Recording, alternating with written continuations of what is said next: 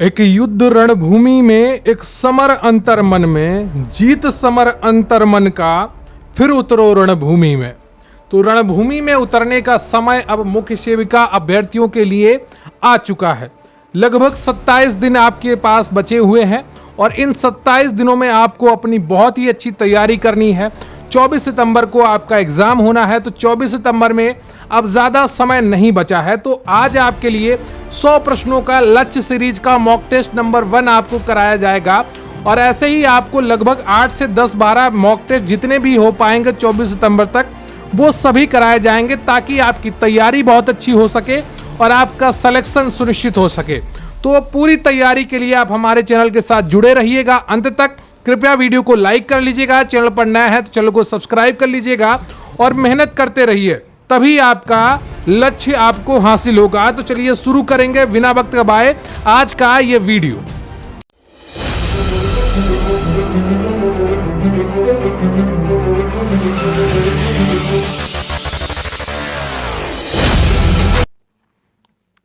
आज का आपका पहला प्रश्न है, अंडा तथा दूध सुरक्षित रहते हैं? कितने तापमान पर अंडा तथा दूध सुरक्षित रहते हैं यह आपको बताना है। और ये खाद्य संरक्षण वाला जो आपका टॉपिक है उससे रिलेटेड प्रश्न है। ए आपका 0 से 40 डिग्री फ़ारेनहाइट, बी ऑप्शन है 0 से 97 डिग्री फ़ारेनहाइट, और सी ऑप्शन है आपका 35 से 40 डिग्री फ़ारेनहाइट, या डी ऑप्शन है आपका 20 से 40 डिग्री फ़ारेनहाइट। बताइएगा इनमें से कौन सा ऑप्शन आपका सही हो जाएगा। अंडा तथा दूध सुरक्षित रहते हैं, कितने तापमान पर अंडा तथा दूध सुरक्षित रहते हैं यह आपको बताना है। इसका फार्मूला होता है फ़ारेनहाइट को सेल्सियस में बदलने का, कि 40 फ़ारेनहाइट माइनस 32 इसमें गुणा 5 करेंगे और 9 से भाग देंगे तो आपका ये निकल आएगा फ़ारेनहाइट। ठीक है, तो फ़ारेनहाइट में जितना तापमान है उसमें आप करेंगे। क्लियर आपको? तो इस तरह से फ़ारेनहाइट माइनस 32 बटे 9 टोटल में गुणा 5 का करेंगे और तो आपका सेल्सियस में मान निकल आएगा। क्लियर आपको? तो इसका सही उत्तर है आपका सी, 35 डिग्री फ़ारेनहाइट से 40 डिग्री फ़ारेनहाइट के बीच में, यानी कि 1 से लगभग आएगा 1 डिग्री सेल्सियस से 4 डिग्री सेल्सियस के बीच में। क्लियर आपको? तो प्रथम का सी ऑप्शन आपका सही हो जाएगा। अगला प्रश्न है आपका, प्राणिज भोज्य पदार्थों और वानस्पतिक भोज्य पदार्थों द्वारा प्राप्त होता है, क्या प्राप्त होता है यह आपको बताना है। खनिज लवण, वसा, प्रोटीन या विटामिन। प्राणिज भोज्य पदार्थों और वानस्पतिक भोज्य पदार्थों द्वारा प्राप्त होता है, क्या प्राप्त होता है यह आपको बताना है। तो इन दोनों से विटामिन प्राप्त होता है। ठीक है, वनस्पति से हमें ज्यादातर विटामिन प्राप्त होता है, इन चीजों का आप ध्यान रखिए। खनिज लवण प्राप्त होते हैं। अगला प्रश्न है आपका, भोज्य पदार्थों में मिलावट से होता है, बताइएगा भोज्य पदार्थों में मिलावट से क्या होता है। ए ऑप्शन है आपका सुपोषण, बी है कुपोषण, और सी है आपका स्वस्थ जीवन, या डी कोई नहीं। बताइएगा भोज्य पदार्थों में अगर मिलावट कर दी जाए तो क्या होगा। तो सही उत्तर हो जाएगा आपका तीसरे का बी ऑप्शन, कुपोषण। क्लियर आपको? तीसरे का बी ऑप्शन आपका बिल्कुल सही है, कुपोषण होता है। अगला प्रश्न है आपका, त्वचा झुर्रियां युक्त एवं उनका रंग पीला होना लक्षण प्रदर्शित करता है। बताइएगा त्वचा झुर्रियां युक्त एवं उनका रंग पीला होना लक्षण प्रदर्शित करता है। कुपोषण का, अल्प पोषण का, गरिष्ठ भोजन का, कोई भी नहीं। बताइएगा इनमें से कौन सा ऑप्शन आपका सही हो जाएगा। त्वचा झुर्रियों युक्त एवं उनका रंग पीला होना लक्षण प्रदर्शित करता है। चौथे का कौन सा ऑप्शन आपका सही हो जाएगा। चौथे का ए ऑप्शन आपका बिल्कुल सही है, कुपोषण का। क्लियर आपको? अगला प्रश्न है आपका, शरीर के आंतरिक क्रियाओं को नियंत्रित करने वाला पदार्थ। शरीर के आंतरिक क्रियाओं को नियंत्रित करने वाला पदार्थ क्या होता है। वसा होता है, विटामिन होता है, फास्फोरस होता है, या प्रोटीन होता है। बताइएगा पांचवे का कौन सा ऑप्शन आपका सही होगा। तो इसका सही उत्तर हो जाएगा आपका बी, विटामिन। क्लियर आपको? शरीर की जितनी भी आंतरिक क्रियाएं होती हैं उनको नियंत्रित करने में विटामिन अहम भूमिका निभाते हैं। अगर आपका विटामिन डी कम हो जाए तो आपका कैल्शियम का जो अवशोषण होता है वो शरीर में बंद हो जाएगा या कम हो जाएगा, जिससे आपके हड्डियों से रिलेटेड बीमारियां शुरू हो जाएंगी। उसी तरह विटामिन ए का भी है, विटामिन सी का भी है। हर विटामिन का कहीं ना कहीं उपयोग है शरीर की आंतरिक क्रियाओं को सुचारू रूप से चलाने के लिए। क्लियर आपको? अगला प्रश्न है आपका, हेरिंग, मैकरल, सालमन तथा सार्डिन मछलियों में पाया जाता है। ये वैसे विशेष महत्वपूर्ण नहीं है, लेकिन फिर भी आप सामान्य जानकारी के लिए एक तैयार कर सकते हैं इस प्रश्न को। हेरिंग, मैकरल, साल्मन तथा सार्डिन मछलियों में पाया जाता है vitamin A, vitamin B, vitamin K या विटामिन ई। इनमें से कौन सा ऑप्शन आपका सही हो जाएगा? तो उसका सही उत्तर है आपका डी, विटामिन ई। क्लियर आपको? अगला प्रश्न है आपका प्राकृतिक बहुलक है विटामिन, खनिज, वसा, प्रोटीन। बताइएगा प्राकृतिक बहुलक क्या है, ये आपको बताना है। तो जो प्रोटीन होता है वो प्राकृतिक बहुलक होता है। क्लियर है आपको? अगला प्रश्न है आपका मानव शरीर में स्टार्च की पाचन क्षमता के लिए सर्वाधिक जिम्मेदार एंजाइम कौन सा है? एमाइलेसेस, फोस्फेटस, फोस्फोरिलेस या काइनेसेज। बताइएगा मानव शरीर में स्टार्च की पाचन क्षमता के लिए सर्वाधिक जिम्मेदार एंजाइम है। 8वें का कौन सा ऑप्शन आपका सही हो जाएगा? तो इसका सही उत्तर है आपका ए, एमाइलेसिस। क्लियर आपको? अगला प्रश्न है आपका सेल्सियस तथा फ़ारेनहाइट पैमाने की एक ही रीडिंग देते हैं। बताइएगा सेल्सियस तथा फ़ारेनहाइट पैमाने की एक ही रीडिंग देते हैं 40 डिग्री ताप पर, 30 डिग्री ताप पर, 273 डिग्री ताप पर या -100 डिग्री ताप पर। बताइएगा इनमें से कौन सा ऑप्शन आपका सही होगा? -40 डिग्री ताप पर, -30 डिग्री ताप पर, 273 डिग्री ताप पर या -100 डिग्री ताप पर। तो इसका सही उत्तर हो जाएगा आपका ए ऑप्शन, -40 डिग्री ताप पर सेल्सियस तथा फ़ारेनहाइट पैमाने एक ही रीडिंग देते हैं। अगला प्रश्न है आपका रिकेट्स रोगों में कैल्शियम की अधिक मात्रा दी जाती है। यहां पर एक बीमारी छूट गई है जो प्रश्न में रही होगी, तो बताइएगा रिकेट्स रोगों में कैल्शियम की अधिक मात्रा दी जाती है। स्कर्वी, ज्वर, बेरीबेरी, ऑस्टोमलेरिया। यहां पर रिक्त स्थान था, ठीक है।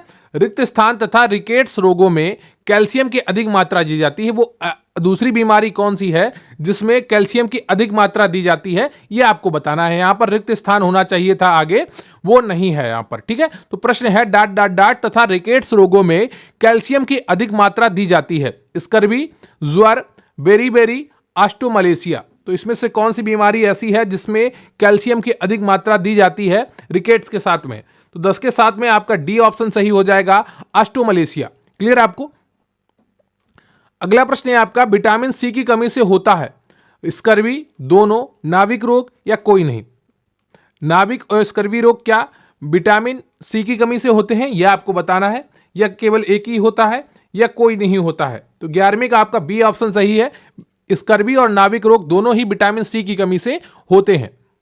अगला प्रश्न है आपका वसा के पाचन के लिए आवश्यक एंजाइम कौन सा है? रेनिन, अमाइलेज, लाइपेज या पेप्सिन। बताइएगा वसा के पाचन के लिए आवश्यक एंजाइम कौन सा है? रेनिन है, अमाइलेज है, लाइपेज है या पेप्सिन है। इनमें से कौन सा ऑप्शन आपका सही हो जाएगा? वसा के पाचन के लिए आवश्यक एंजाइम कौन सा है? रेनिन है, एमाइलेज है या लाइपेज है या पेप्सिन है। तो 12वें का आपका कौन सा ऑप्शन सही हो जाएगा? 12वें का आपका सी ऑप्शन सही है, लाइपेज होता है। क्लियर आपको? लाइपेज। अगला प्रश्न है आपका खाद्य प्रक्रमण जिसमें अनाज का स्टार्च यानी कि मांड चीनी में परिवर्तित होता है।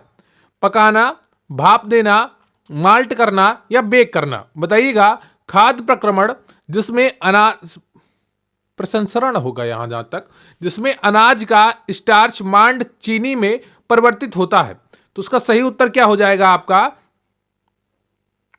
13वें का। तो 13वें का सही उत्तर है आपका सी, माल्ट करना। क्लियर है आपको?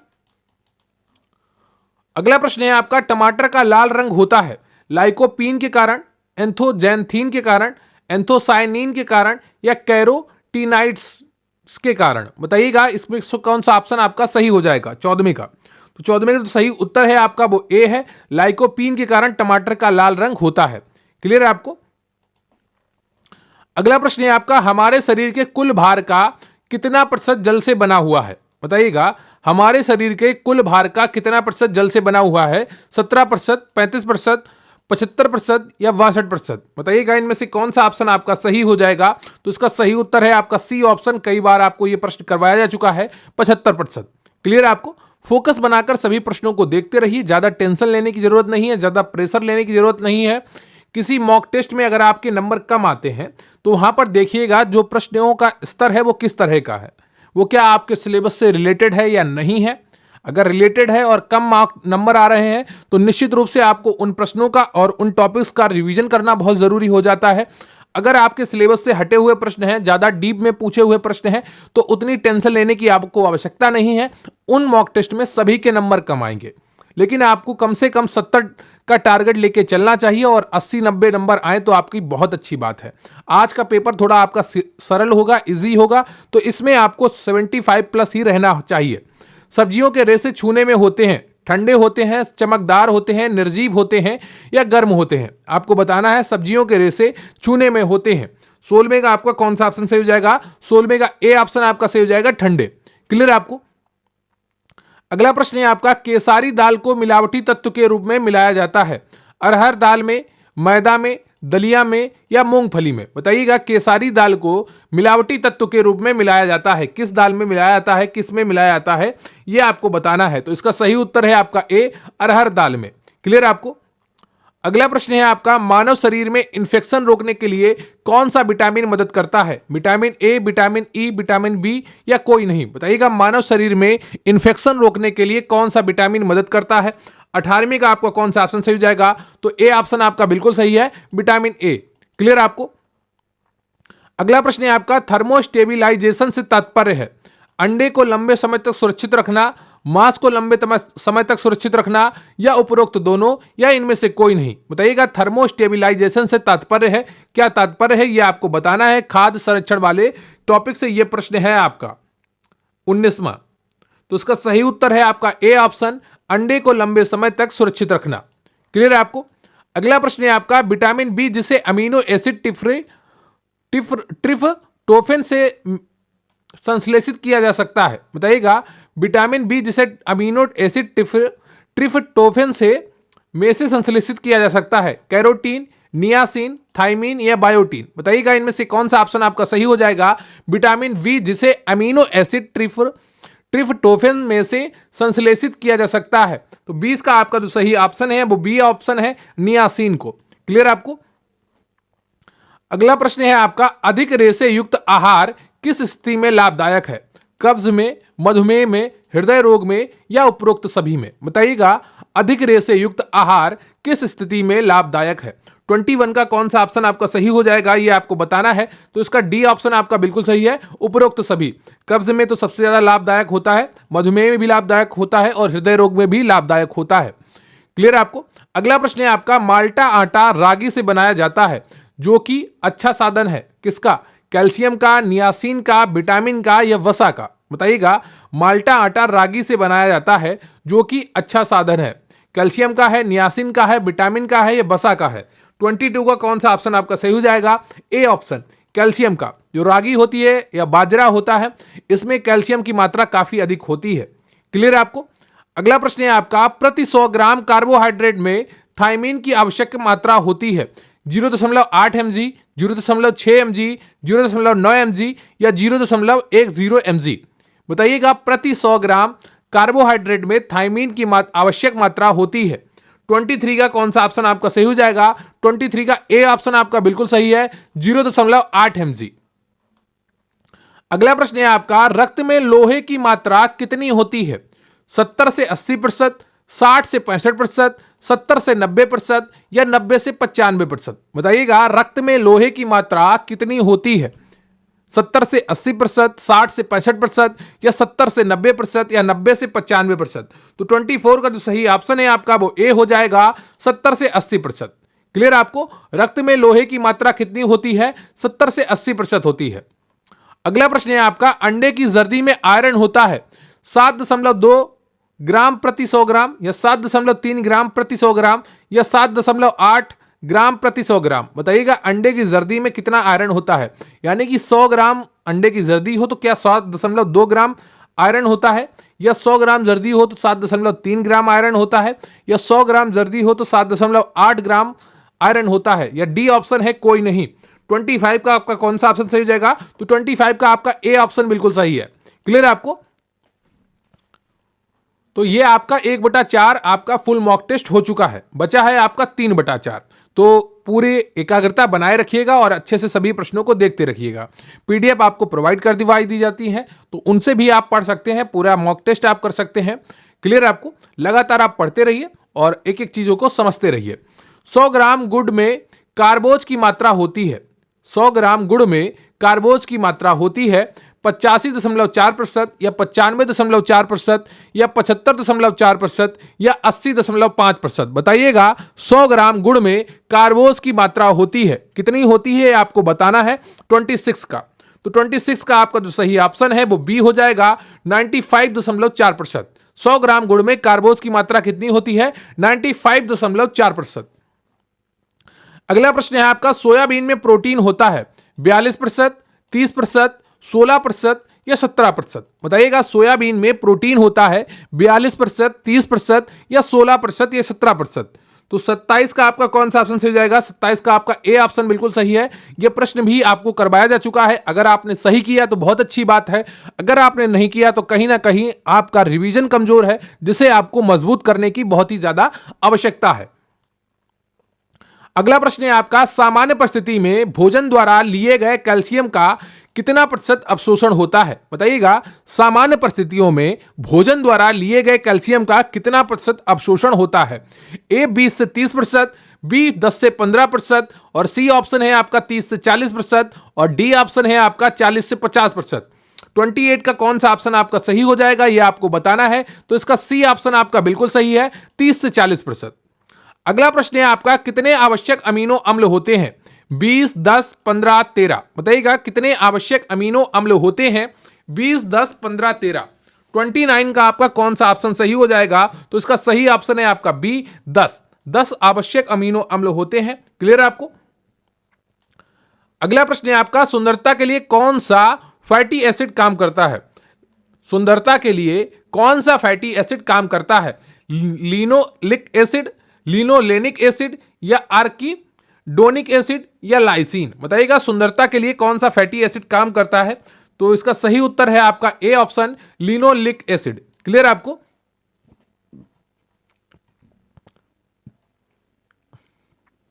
अगला प्रश्न है आपका, आईसीडीएस योजना के तहत केंद्र व राज्यों के बीच पूरक पोषण बंटवारे का वित्त अनुपात है 10:90, 50:50 यानी कि आधा आधा, 90:10 या 75:25।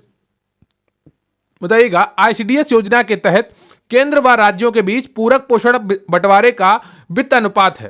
तो 31 का कौन सा ऑप्शन आपका सही हो जाएगा यह आपको बताना है। तो 31 का आपका बी ऑप्शन सही है, 50-50 यानी कि आधा आधा। क्लियर आपको? अगला प्रश्न है आपका, आईसीडीएस योजना को किस अंतरराष्ट्रीय संस्था द्वारा आर्थिक व तकनीकी सहायता प्रदान की गई थी? विश्व बैंक, आईएमएफ, एशियाई विकास बैंक या इनमें से कोई नहीं? बताइएगा आईसीडीएस योजना को किस अंतरराष्ट्रीय संस्था द्वारा आर्थिक व तकनीकी सहायता प्रदान की गई थी? 32 का कौन सा ऑप्शन आपको सही हो जाएगा? तो 32 का आपका ए ऑप्शन सही है, विश्व बैंक यानी कि वर्ल्ड बैंक। अगला प्रश्न है आपका, अंतरजातीय विवाह के कारण किसी व्यक्ति को जाति से बहिष्कृत करना किसका उदाहरण है? सकारात्मक नियंत्रण का, नकारात्मक नियंत्रण का, अप्रत्यक्ष नियंत्रण का या औपचारिक नियंत्रण का? बताइएगा कौन सा ऑप्शन आपका सही है। कई बार आप इस प्रश्न को कर चुके हैं। अंतरजातीय विवाह के कारण किसी व्यक्ति को जाति से बहिष्कृत करना उदाहरण है, यानी कि दो विभिन्न जातियों के लोगों ने अंतरजातीय यानी कि आपस में विवाह कर लिया तो उसको अंतरजातीय विवाह कहेंगे। अब इस कारण से उनके परिवार के लोगों ने, उनकी जाति के लोगों ने उन्हें बहिष्कृत कर दिया अपने समाज से, अपने परिवार से, अपनी जाति से। तो ये किस तरह का उदाहरण है, किस तरह के नियंत्रण का उदाहरण है, यह आपको बताना है। तो इसका सही उत्तर हो जाएगा आपका बी ऑप्शन, नकारात्मक नियंत्रण का उदाहरण है। क्लियर आपको?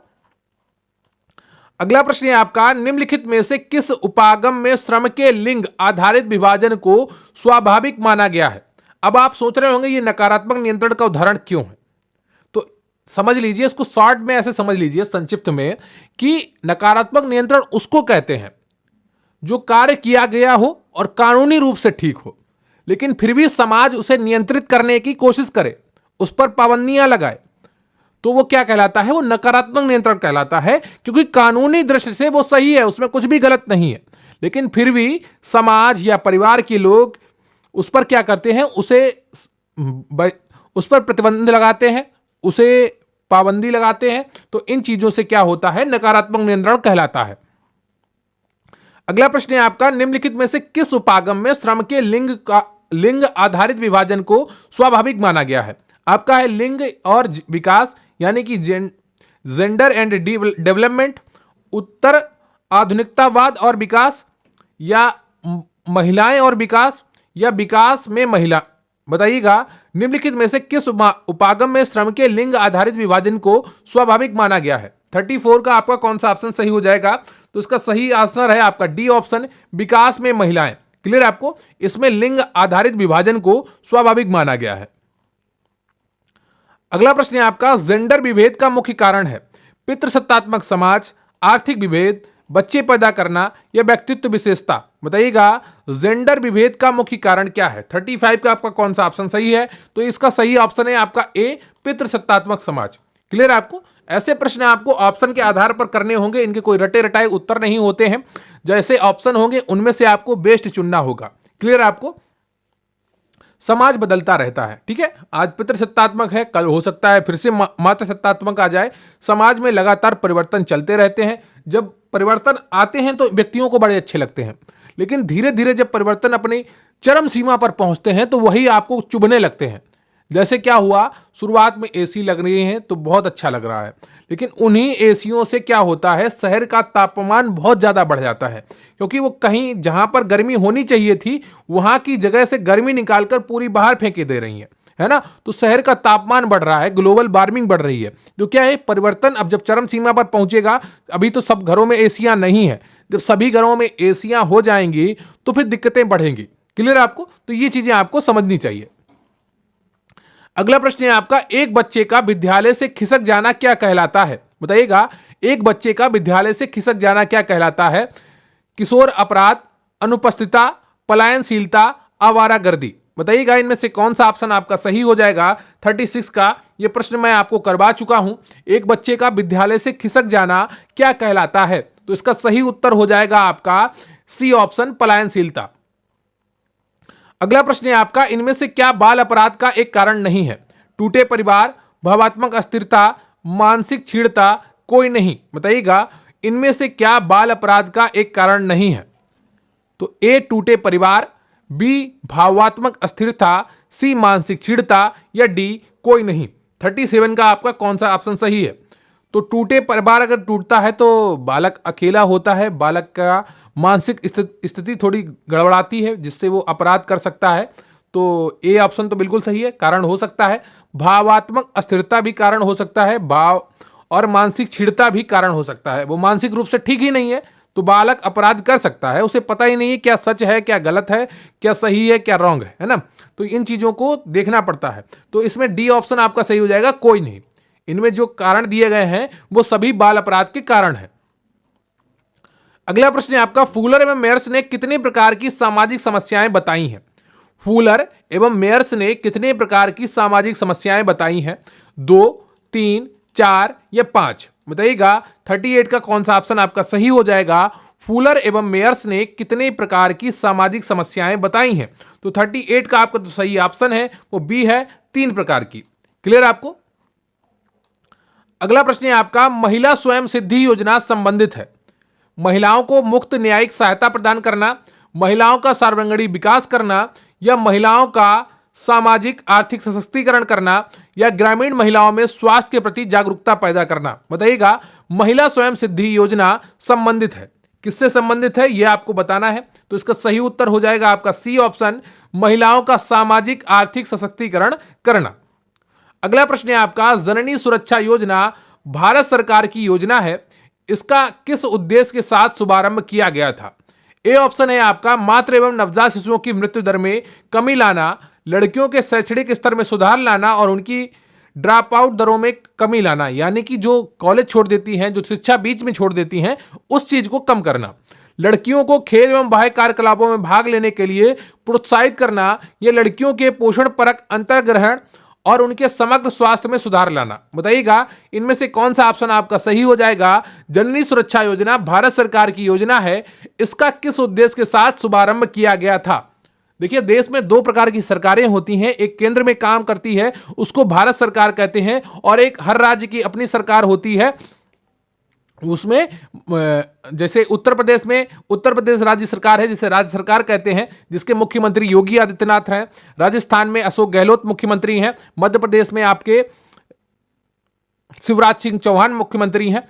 और आपके जो केंद्र में सरकार है वो भारत की सरकार कहलाती है, उसके प्रधानमंत्री प्रमुख होते हैं, जिसमें नरेंद्र मोदी जी आपके प्रधानमंत्री हैं। ऐसे ही सरकारें काम करती हैं, हर सरकार की अपनी अपनी योजनाएं होती हैं। कुछ योजनाएं दोनों सरकारें मिलकर बनाती हैं, जैसे आपकी एकीकृत बाल विकास सेवा है, इसमें राज्य सरकार का भी योगदान होता है और केंद्र सरकार का भी योगदान होता है। तो जननी सुरक्षा योजना भारत सरकार की योजना है। इसका किस उद्देश्य के साथ शुभारंभ किया गया था? 40 का आपका कौन सा ऑप्शन सही हो जाएगा? 40 का आपका ए ऑप्शन सही है, मातृ एवं नवजात शिशुओं की मृत्यु दर में कमी लाना। अगला प्रश्न है आपका, कौन सा नारीवादी सिद्धांत यह तर्क देता है कि पितृसत्तात्मक व्यवस्था महिलाओं के उत्पीड़न का प्रमुख और सार्वभौमिक कारण है और पुरुषों को दी गई शक्ति समस्या का मूल कारण है? सांस्कृतिक नारीवाद, उदारवादी नारीवाद, अतिवादी नारीवाद या समाजवादी नारीवाद? बताइएगा, कौन सा नारीवादी सिद्धांत यह तर्क देता है कि पितृसत्तात्मक व्यवस्था महिलाओं के उत्पीड़न का प्रमुख और सार्वभौमिक कारण है और पुरुषों को दी गई शक्ति समस्या का मूल कारण है? यह प्रश्न भी मैं आपको एक बार करवा चुका हूं और इसका सही उत्तर है आपका सी, अतिवादी नारीवाद। क्लियर आपको, जिन्होंने अति कर दी। अगला प्रश्न है आपका, किस प्रकार की गरीबी स्वास्थ्य एवं शारीरिक प्रकार के रखरखाव के लिए आवश्यक मूलभूत संसाधनों के अभाव को दर्शाता है? ए ऑप्शन है आपका संपूर्ण गरीबी, बी है सापेक्षिक गरीबी, सी है सांस्कृतिक गरीबी और डी है लागू की गई गरीबी। बताइएगा, किस प्रकार की गरीबी स्वास्थ्य एवं शारीरिक प्रकारों के रखरखाव के लिए आवश्यक मूलभूत संसाधनों के अभाव को दर्शाता है? तो 42 का आपका जो सही ऑप्शन है वो ए है, संपूर्ण प्रकार की गरीबी। क्लियर आपको, संपूर्ण गरीबी। अगला प्रश्न है आपका, जेंडर के समाजशास्त्रीय विश्लेषण में परीक्षण के लिए अति आवश्यक है। बताइएगा, जेंडर के समाजशास्त्रीय विश्लेषण में परीक्षण के लिए अति आवश्यक है जेंडर विभाजन, जेंडर विपरीक्षण, जेंडर अनुपालन या डी उपरोक्त सभी? बताइएगा, इनमें से कौन सा ऑप्शन आपका सही हो जाएगा? जेंडर के समाजशास्त्रीय विश्लेषण में परीक्षण के लिए अति आवश्यक है। 43 का आपका कौन सा ऑप्शन सही हो जाएगा, ये आपको बताना है। तो इसका सही ऑप्शन है आपका डी, उपरोक्त सभी। क्लियर आपको। अगला प्रश्न है आपका, निम्नलिखित में से कौन जनसंख्या के अनुकूलतम सिद्धांत का प्रवर्तक एवं समर्थक है? Edwin Cannan and Robbins, Karl Saunders and Dalton, A तथा बी दोनों, उपयुक्त में से कोई नहीं? बताइएगा, निम्नलिखित में से कौन जनसंख्या के अनुकूलतम सिद्धांत का प्रवर्तक एवं समर्थक है? Edwin Cannan and Robbins, Karl Saunders and Dalton, A तथा बी दोनों, उपयुक्त में से कोई नहीं। 45 का आपका सी ऑप्शन बिल्कुल सही है, ए तथा बी दोनों। अगला प्रश्न है आपका, जनसंख्या वृद्धि निर्धारित की जाती है जन्म दर द्वारा, मृत्यु दर द्वारा, देशांतर गमन द्वारा या उपयुक्त सभी के द्वारा? बताइएगा, जनसंख्या वृद्धि निर्धारित की जाती है किसके द्वारा की जाती है, ये आपको बताना है। 46 का, तो 46 का डी ऑप्शन आपका बिल्कुल सही है, उपयुक्त सभी के द्वारा। अगला प्रश्न है आपका, भारत में किस वर्ष जनन और बाल स्वास्थ्य उपागम पहली बार अपनाया गया था? बताना है आपको, भारत में किस वर्ष जनन और बाल स्वास्थ्य उपागम पहली बार अपनाया गया था? ए 1995, बी 2000, सी 1990, डी 2005? बताइएगा, 47 का आपका कौन सा ऑप्शन सही हो जाएगा? तो 47 का आपका ए ऑप्शन सही है, 1995 में। क्लियर आपको। अगला प्रश्न है आपका, अपने देश में विभिन्न कारणों से उच्च स्त्री मृत्यु दर के सांख्यिकी प्रभाव के संदर्भ में मिसिंग वुमेन की संकल्पना का प्रतिपादन निम्नलिखित में से किसने किया था? A Ashish Bose, B Amartya Sen, C Praveen Bisaria, D J R Rele? बताइएगा, इनमें से कौन सा ऑप्शन आपका सही हो जाएगा? अपने देश में विभिन्न कारणों से उच्च स्त्री मृत्यु दर के सांख्यिकी प्रभाव के संदर्भ में मिसिंग वुमेन की संकल्पना का प्रतिपादन निम्नलिखित में से किसने किया था? यह प्रश्न भी मैं आपको करवा चुका हूं और इसका सही उत्तर है आपका बी ऑप्शन, अमर्त्य सेन। अगला प्रश्न है आपका, भारत में स्त्री जाति दर के कम होने का कारण निम्नलिखित में से कौन सा नहीं है? लिंग भूमिका का रूढ़ हो जाना तथा परंपरागत भूमिका पर अपेक्षाएं, बी दहेज प्रथा तथा व्यापक असाक्षरता, सी ग्रामीण क्षेत्रों से शहरी क्षेत्रों में महिला कार्यबल का प्रवर्जन, या डी लिंग चयनित गर्भपात। बताइएगा भारत में स्त्री जाति दर के कम होने का कारण निम्नलिखित में से कौन सा नहीं है। यहां पर जन्म दर होगा, है ना। स्त्री जन्म दर के कम होने का कारण निम्नलिखित में से कौन सा नहीं है। यहां पर जाति की जगह आप जन्म कर लीजिए, ठीक है, यहां पर जन्म होना चाहिए। भारत में स्त्री जन्म दर के कम होने का कारण निम्नलिखित में से कौन सा नहीं है, यह आपको बताना है। तो 49 का आपका सी ऑप्शन सही है। दहेज प्रथा तथा व्यापक असाक्षरता यह जन्म दर के कम होने का कारण नहीं हो सकती है। क्लियर आपको। अगला प्रश्न है आपका, जनगणना शब्द का उल्लेख सर्वप्रथम किस में मिलता है। आईने अकबरी में, तबकात नासरी में, मुद्रा राक्षस में, कोई नहीं। बताइएगा जनगणना शब्द का उल्लेख सर्वप्रथम किस में मिलता है। आईने अकबरी में मिलता है, तबकात नासरी में मिलता है, मुद्रा राक्षस में मिलता है, डी कोई नहीं। तो 50 का आपका जो सही ऑप्शन है वो ए है, आईने अकबरी। क्लियर आपको। अगला प्रश्न है आपका, जनसंख्या का निरपेक्ष सिद्धांत और जनसंख्या का सापेक्षिक सिद्धांत किससे संबंधित है। सैडलर से, माल्थस व थॉमसन से, के डेविस और यूरे से, माल्थस और के मार्क्स से। बताइएगा जनसंख्या का निरपेक्ष सिद्धांत और जनसंख्या का सापेक्षिक सिद्धांत किससे संबंधित है। सैडलर से है, माल्थस व थॉमसन से है, के डेविस और यूरे से है, या माल्थस और के मार्क्स से है। 51 का कौन सा ऑप्शन आपका सही है यह आपको बताना है। तो इसका सही ऑप्शन है आपका डी, माल्थस और के मार्क्स से। अगला प्रश्न है आपका, अपनी पुस्तक social change in modern India में एम.एन. श्रीनिवास ने यह मत प्रस्तुत किया कि जाति एक बंद व्यवस्था है, जाति एक खुली व्यवस्था है, जाति व्यवस्था में गतिशीलता की गुंजाइश होती है, या जाति बिल्कुल वर्ग की भांति है। बताइएगा अपनी पुस्तक social change in modern India में एम.एन. श्रीनिवास ने यह मत प्रस्तुत किया। 52 का कौन सा ऑप्शन आपका सही हो जाएगा, सी ऑप्शन। जाति व्यवस्था में गतिशीलता की गुंजाइश होती है, यानी कि ये चीजें आगे बढ़ती रहती हैं और बदलती रहती हैं। अगला प्रश्न है आपका, बीमारू राज्यों की संकल्पना किसने की थी। यह प्रश्न मैं आपको करवा चुका हूं। के श्रीनिवास ने, जे.आर. रेले ने, आशीष बोस ने, एस चंद्रशेखर ने। बताइएगा 53 का कौन सा ऑप्शन आपका सही हो जाएगा। तो इसका सही उत्तर है आपका सी, आशीष बोस। अगला प्रश्न है आपका, यूएनडीपी संयुक्त राष्ट्र विकास कार्यक्रम ने किन वर्षों में मानव गरीबी सूचकांक तथा बहुआयामी गरीबी सूचकांक विकसित किया। ए 1996 एवं 2006 में, 1997 एवं 2010 में, 1998 एवं 2011 में, डी 1999 एवं 2012 में। बताइएगा यूएनडीपी संयुक्त राष्ट्र विकास कार्यक्रम ने किन वर्षों में मानव गरीबी सूचकांक तथा बहुआयामी गरीबी सूचकांक विकसित किया। तो 54 का आपका कौन सा ऑप्शन सही हो जाएगा। 54 का आपका बी ऑप्शन बिल्कुल सही है, 1997 में एवं 2010 में। क्लियर आपको। यूएनडीपी ने क्या किया, मानव गरीबी सूचकांक तथा बहुआयामी गरीबी सूचकांक विकसित किया। अगला प्रश्न है आपका, वह समाजशास्त्री जिसने सामाजिक परिवर्तन की विशेषताएं आधुनिक समाज को ध्यान में रखते हुए बताई हैं। बिलवर्ट ई मोर ने, हर्बर्ट स्पेंसर ने, के डेविस ने, उपर्युक्त में से कोई नहीं। बताइएगा वह समाजशास्त्री जिसने सामाजिक परिवर्तन की विशेषताएं आधुनिक समाज को ध्यान में रखते हुए बताई हैं। 55 का कौन सा ऑप्शन सही हो जाएगा। तो 55 का आपका ए ऑप्शन बिल्कुल सही है, बिलवर्ट ई मोर ने। क्लियर आपको। अगला प्रश्न है आपका, किसने कहा है कि विश्व में अधिकांश क्रांतियां मौलिक सामाजिक पुनर्निर्माण के लिए हुई हैं। बताइएगा किसने कहा है कि विश्व में अधिकांश क्रांतियां मौलिक सामाजिक पुनर्निर्माण के लिए हुई हैं। अरेंड ने, अब्रामस ने, रूसो ने, या कांट ने। 56 का आपका कौन सा ऑप्शन सही हो जाएगा। तो 56 का आपका बी ऑप्शन सही है, अब्राम्स ने। अगला प्रश्न है आपका, सामाजिक परिवर्तन धीरे धीरे सरल से जटिल की ओर और कुछ निश्चित स्तरों से गुजरता है। उपयुक्त मत किसका है। यह प्रश्न मैं आपको कई बार करवा चुका हूं और उम्मीद करता हूं आप में से हर कोई इसका सही उत्तर देगा। अगस्त काम्ट, मैकाइवर एवं पेज, हर्बर्ट स्पेंसर, या उपयुक्त में से कोई नहीं। बताइएगा सामाजिक परिवर्तन धीरे धीरे सरल से जटिल की ओर और कुछ निश्चित स्तरों से गुजरता है, उपयुक्त में मत किसका है। तो 57 का आपका सही उत्तर है C option, Herbert Spencer. Clear आपको।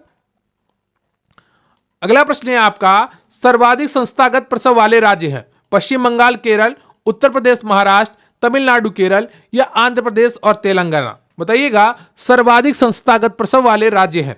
58 का कौन सा ऑप्शन आपका सही हो जाएगा। 58 का आपका सी ऑप्शन सही है, तमिलनाडु और केरल। क्लियर आपको। अगला प्रश्न है आपका एनएफएचएस 5 रिपोर्ट 2022 के अनुसार भारत में बच्चों में सर्वाधिक टीकाकरण की दर किस राज्य में है? बताइएगा। एनएफएचएस 5 रिपोर्ट 2022 के अनुसार भारत में बच्चों में सर्वाधिक टीकाकरण की दर किस राज्य में है? ए उड़ीसा में, बी पश्चिम बंगाल में, सी उत्तर प्रदेश में, डी तमिलनाडु में। 59 का आपका जो सही उत्तर है वो ए है, ओडिशा में। क्लियर आपको? अगला प्रश्न है आपका शिशु मृत्यु दर में कमी लाने वाले राज्यों में कौन सा राज्य शामिल नहीं है? सिक्किम, असम, बिहार, गोवा। बताइएगा। शिशु मृत्यु दर में कमी लाने वाले राज्यों में से कौन सा राज्य शामिल नहीं है? तो 60 का आपका जो सही ऑप्शन है वो हो जाएगा सी, बिहार। अगला प्रश्न है आपका गर्भावस्था के दौरान ग्रामीण क्षेत्रों में स्त्रियां पीका विकार में क्या खाना पसंद करती हैं? चॉकलेट, फली, चाक या मिट्टी या मिठाई? बताइएगा।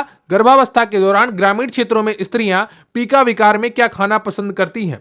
तो 61 का आपका जो सही उत्तर है वो है आपका बी, चाक या मिट्टी। बी ऑप्शन आपका नीचे है तो थोड़ा ध्यान रखिएगा। अगला प्रश्न है आपका गर्भावस्था के दौरान होने वाले शारीरिक परिवर्तन के अंतर्गत बड़ी आंत्र में जल का अवशोषण कितने प्रतिशत बढ़ जाता है? 40%, 45%, 50% या 60%? 62 का आपका कौन सा ऑप्शन सही हो जाएगा? तो 62 का आपका डी ऑप्शन बिल्कुल सही है, 60%।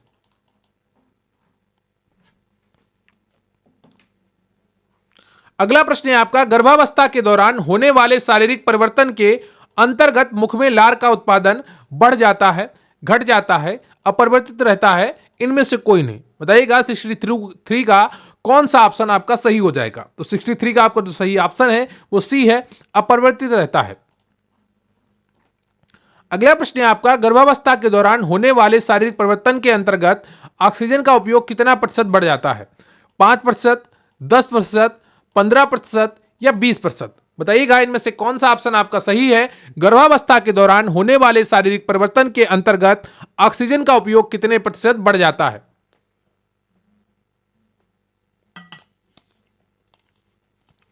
तो इसका सही उत्तर हो जाएगा आपका 64 का डी ऑप्शन, 20%।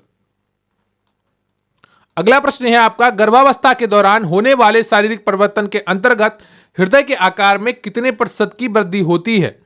5%, 10%, 20% या 25%?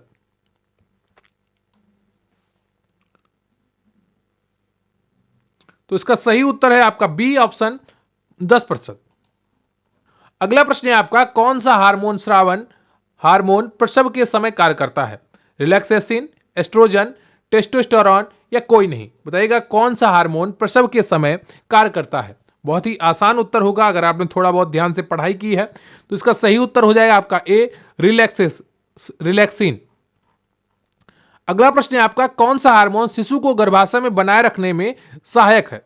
एस्ट्रोजन, प्रोजेस्टेरॉन या ए व बी दोनों या रिलैक्सिन? बताइएगा। कौन सा हार्मोन शिशु को गर्भाशय में बनाए रखने में सहायक है?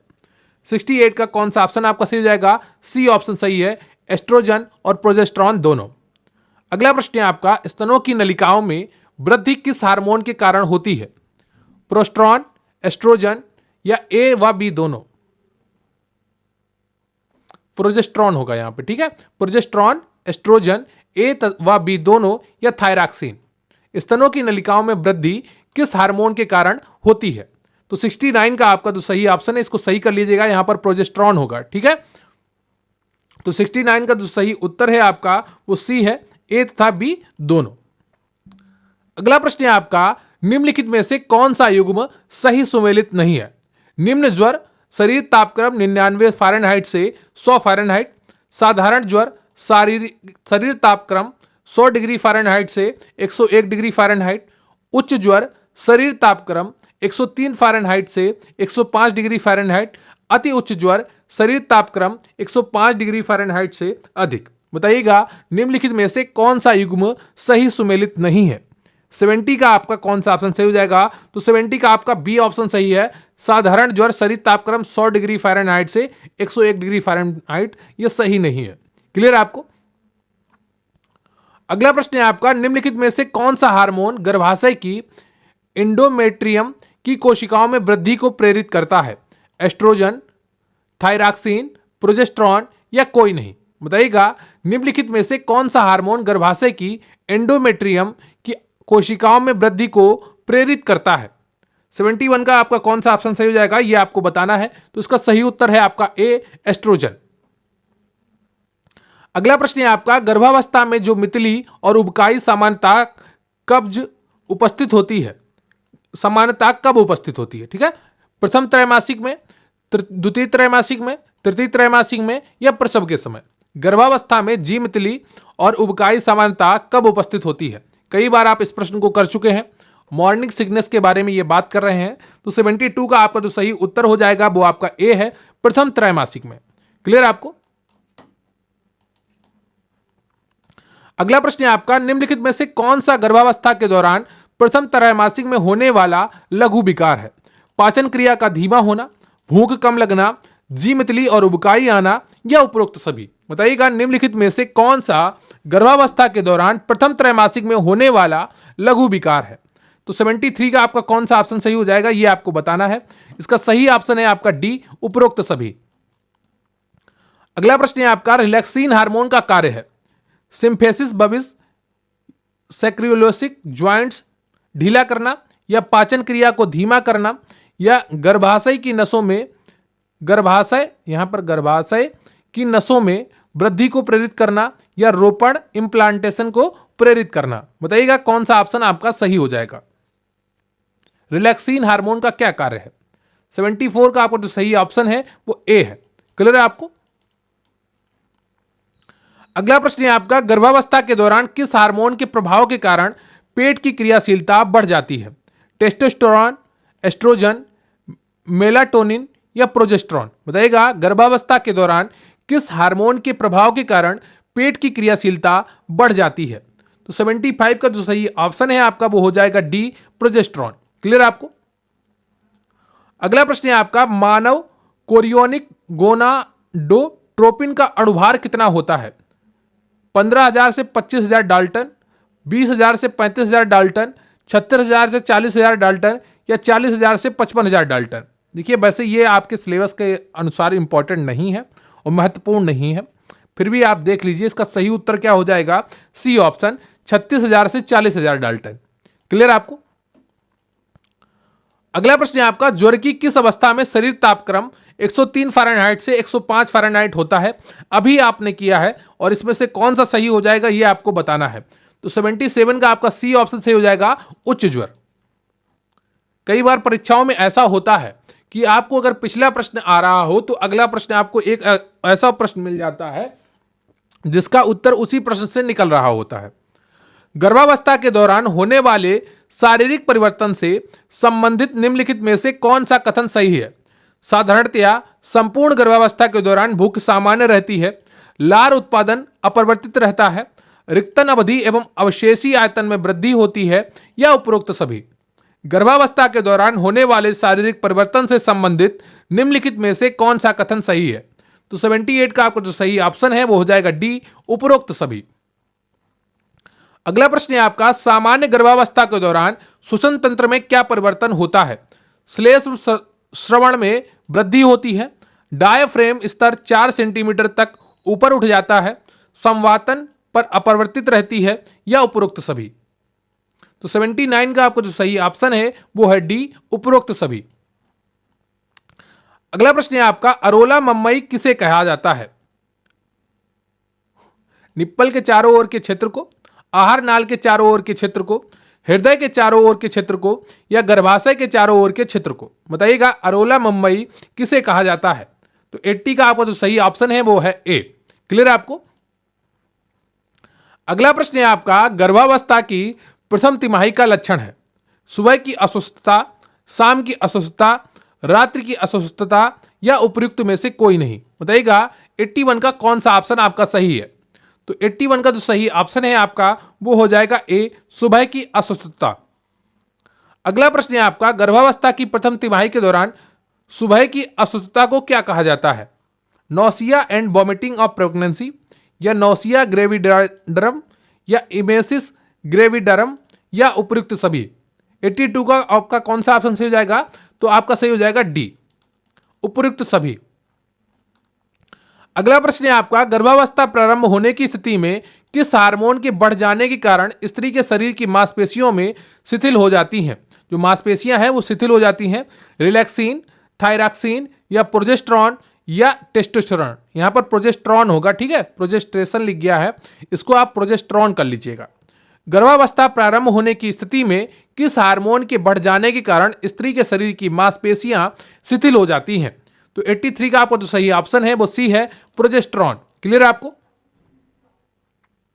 अगला प्रश्न है आपका, रूबेला जर्मन मीजल्स का उद्भवन काल होता है 2 से 5 दिन, 6 से 12 दिन, 6 से 14 दिन या 14 से 21 दिन? बताइएगा, रूबेला यानी कि जर्मन मीजल्स का उद्भवन काल होता है।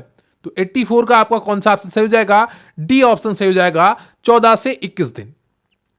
अगला प्रश्न है आपका, रूबेला से संक्रमित होने में लगभग कितनी प्रतिशत महिलाओं में लाइफ लॉन्ग इम्यूनिटी डेवलप हो जाती है?